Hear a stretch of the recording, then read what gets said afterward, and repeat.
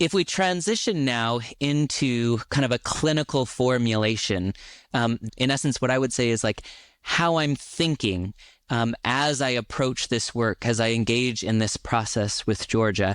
And I'm going to start with kind of some general thinking and some general formulation to help you understand like what's going on for me as I'm doing this work. As I mentioned before, solution-focused brief therapy is a really language-focused approach.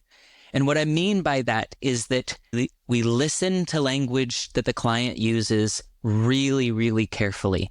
Every single word they use is important to us. In addition to that, we are very, very selective about the language that we use. We want to use language that's consistent with where the client would like to go.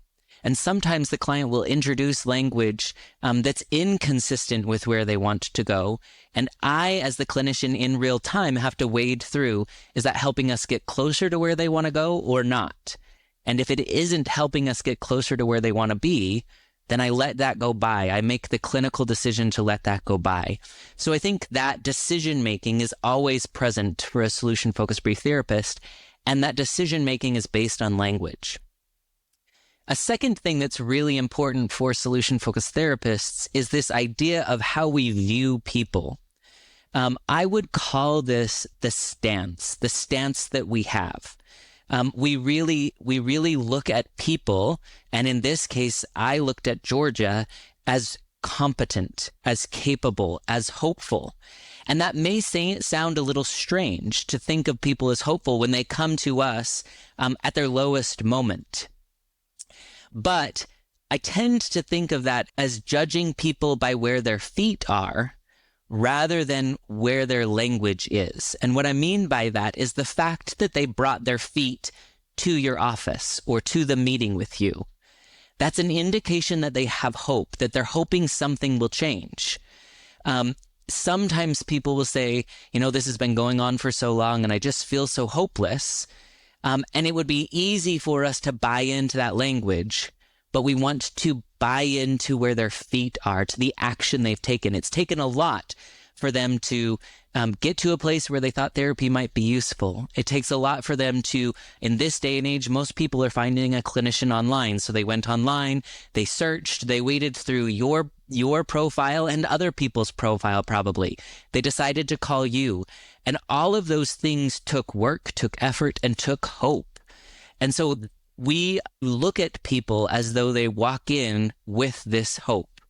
And so one of the things that I would say is that if you as a clinician are struggling to see things in your client that are consistent with this outlook, that's going to make you less effective. That's going to make you potentially unable to do this work in a really helpful way.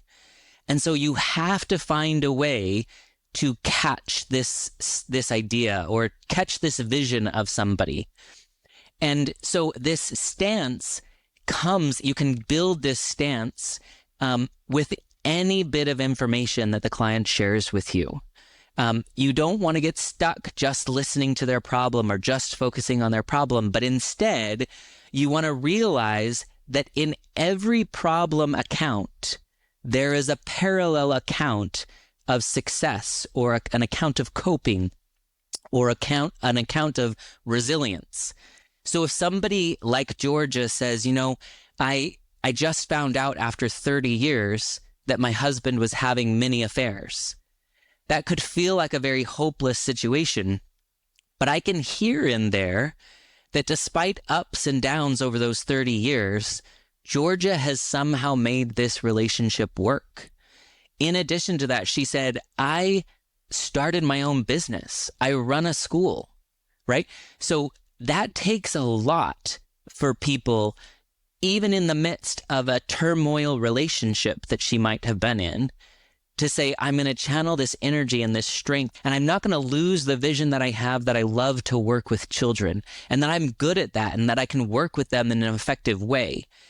I want to think about that version of Georgia, the person who can, despite difficulty, despite being diagnosed with an STI, that she can go to work the next day and just pour her heart into working with these children. And if I can get to that, then I can ask questions like, how in the world do you hold on to love for these people when maybe the love that you should have been receiving, you didn't receive? How is that possible? And then she can teach me how she can be a love giver, even when she may not have been getting the love that she needed from her partner.